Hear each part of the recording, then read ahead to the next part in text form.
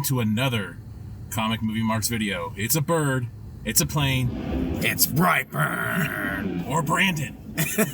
Yeah, That's Brandon. Yeah, that's the name of fear. Woo! Yes, name of fear for sure. Fuck you. Wow. Sorry if I'm a little too close. Let me adjust it a little bit. All right, there we go. So, just got out of Brightburn. The theater was packed. People were ready to go. Someone's revving up. They're that excited. You can hear them. Yeah, that's all for Brightburn. Yep, they're that excited for this this fantastic movie. Oh, adjusting slightly. There we go. All right, perfect. Well, it is for the most part. I think Shane and I might differ on this. I actually really enjoyed the movie. All right. So, just to kind of throw this out there a little bit, a lot of people complain about those fuckers, they go into a movie and they don't like it just because they had their own view of what they thought they were going to see. Well, sorry to say, I'm one of those fuckers now. There was a lot that I was hoping to see. There was definitely some stuff. If you've seen a Man of Steel 100 times like Matt and I have, yeah. There are some things you will catch, you'll laugh, that they'll make you enjoy it. I enjoyed those parts for sure. But there were a lot of aspects. I don't watch a lot of horror movies, so maybe that's part of it. Just the tropes. There's some things in there. The story itself lacked in certain areas for me. And I think overall the acting was pretty good. I know you don't like kid actors typically. What did you think about the kid who played Brandon? Yeah, I thought he did pretty good. Okay. It was kind of off and on because he was trying to play this kind of schizophrenic, like bipolar kid. Yeah. So there was this kind of like change in ebb and flow to stuff. So, yeah, he did okay. I thought the acting worked for the most part. Not many people. It is a very condensed film for the most part. It is, yeah. There's not a bunch of people filling the screen. The thing is, with horror movies, I'm not a big horror movie guy either, really. But I like them, and that's actually something that's kind of maybe surprising. If you didn't know that, this is definitely more of a horror movie than it would be like a horror thriller, or like, it's not a complete play off of the Man of Steel lore like you would think, and it's not so simplistic. It's pretty horror driven. Yeah, and it's a lot less suspenseful than what I was expecting. It was more jump scares.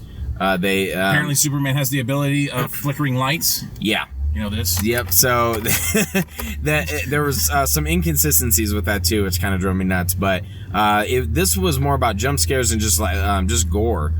Really, there were certain, I guess, gory moments that it's fine. But just imagine, this is what I liked about it. Just imagine Superman wrecking people so hard. Yeah. There was one. The real results of what happens when he fucking plows the shit out of someone.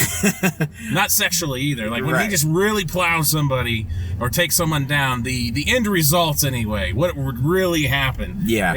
That's what kind of just like made me laugh, and I was just, well, yeah, I didn't be laughing really. But they did a good job with that, and I thoroughly enjoyed that. This isn't too spoilery. We know that he, from the trailers, we know that he has his heat vision. So he utilizes his heat vision in a pretty cool way. Yeah. I'll just kind of leave it at that. But so there were aspects that were pretty solid. There was just a lot that, for me personally, I was expecting one thing. There were certain things that were setting up where I'm like, oh, this is gonna be cool, and then it went a completely different way, and I'm like, okay, that's not what I would have hoped. So just different things like that. Yeah, there's some elements to this, how you would expect evil Superman to come about. And there's one or two things that are missing from this thing to make this movie a real, I don't know if I want to say like deconstruction or the Bizarro Superman effect. And this is no spoilers, but this is something that I wish they would have had in the movie. And think of the school bus scene from Man of Steel. And think about the moral complications to that situation with Pa Kent and Clark. So I thought that maybe if they had a moment like that in this movie, but maybe Brandon doesn't save the kids, you see the opposite effect. Whatever it is, it doesn't have to be a school bus, but he does the opposite thing. He doesn't save them. And the parents don't necessarily have to know that he could, but you can see the moral decline in him. Yeah. And it kind of starts saying the way they begin the process of his moral decline or of his evilness is a little lame. It's pretty lame. I think that started the decline for the movie for me. if you're a Dragon Ball Z fan, you kind of get an idea of what this is, how Goku comes about. His pod lands on Earth and what he's supposed to do, but he bumps his head. That's kind of what they've done with this one. I don't want to say too much more because I don't want to spoil, but let's just say that was kind of his whole evil plot. And it's not a moral decline, really. It's just kind of indoctrination. Yep. Almost immediate jump start to it, I guess. Yeah, so this movie's only an hour and a half. Yeah. So if they would have tacked on like 15 minutes more to kind of draw some of that character moments out a little bit, it probably would have made this movie one of my favorite movies of all time. Really? I really like this movie. Interesting. I really like this movie. It just needed that little extra panache to really do it. I love how they presented him. I mean, the light flickering thing I thought was really lame. They way overused it. Yes. And I get that. I get that. And there's tropes. Of course there's cliches in this movie, and there's tropes.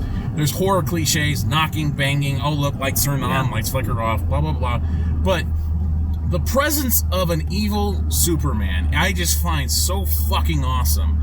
And the fact that he just floating outside people's windows, then disappears, and some of the other things they show, how he just does certain things, it's just like, fuck, man, how fucked would we be? Right, exactly. And there are aspects of that which are pretty cool.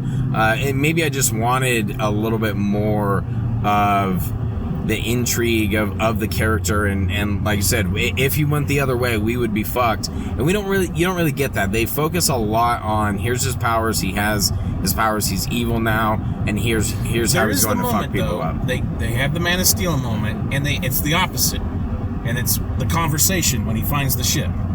So spoilers. I mean, you're gonna assume this, and it's the opposite effect. And I thought that was great because we were smirking from what was being said, because it's goddamn there. It's right there. And they even have in the score, there's even a little melody. It's not Hans Zimmer, but they do a little melody.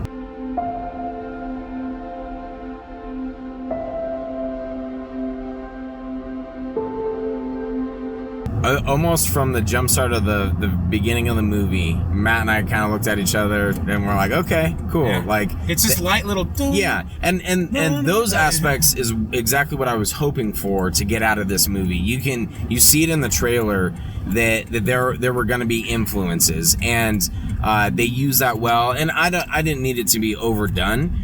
Because for some people maybe that would have been a little bit too much, but there were certain things that I was hoping for a little bit different. There were powers that he has that Superman doesn't, the light flickering. There are powers. What we mean by that, by the way, is he apparently has some kind of EMP power. Yeah. That's what it is. They don't elaborate much on it. Yeah. Then there are powers that I was hoping to see. There were powers that I was hoping to see of like, oh, I wonder how they're gonna do this, but they don't. He doesn't have those powers. So I think those were those aspects that were missing that kind of had the movie fall a little bit short. And you couple that with the tropes. I didn't really care for the kid actor all that much. I thought in certain aspects, I'm like, okay, like he's doing a fantastic job. And I'm not one to judge acting. I'm not an actor, but there were a couple moments that felt a little over the top, and it blended in with kind of, there were aspects of a corny score. This is just my opinion on it. And then you get the light flickering, plus him a little over the top, and I get it, he's a kid. But all of that together, I was kind of like, doing this in the theater, like, oh, all right, cool. I think you were doing that more because of the teenage girls that were next to you. Yeah, that they too. Wouldn't shut up. Maybe that's what ruined it. No, I don't know. Oh my god! There was also aspects in this movie that I found really surprising that made me laugh and made the theater laugh. There wasn't a whole lot of people in there, by the way. There was maybe. And also it was a tiny theater. Yeah, there was all of about 12. They put it in their smallest screen. To give you No, turn the stick. It's tilting to the right. There we go. It's starting to bug me. Anyway, let's go ahead. Sorry. The legs aren't fully adjusted. All right.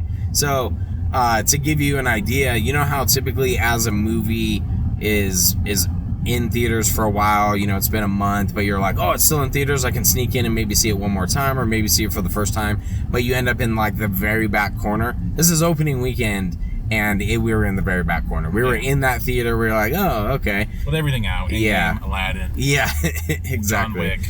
We got pushed to the corner. Yeah. So. And I thought that was epic. I thought the sounds, I don't know. I thought the sound was great. They led the bang. Sound was cool, yeah. When he was going through, when he's like really laying down the fucking hammer and shit. And the tone, and I really thoroughly enjoyed it. Okay. And I love the results of just Superman going ape shit on some people. I thoroughly enjoyed the, it's gory. It's got blood. It is, yeah. Oh yeah, it's got blood, and it really likes showing people dying. Yeah. And holding on it too, which I was like, okay. And it takes its time with that.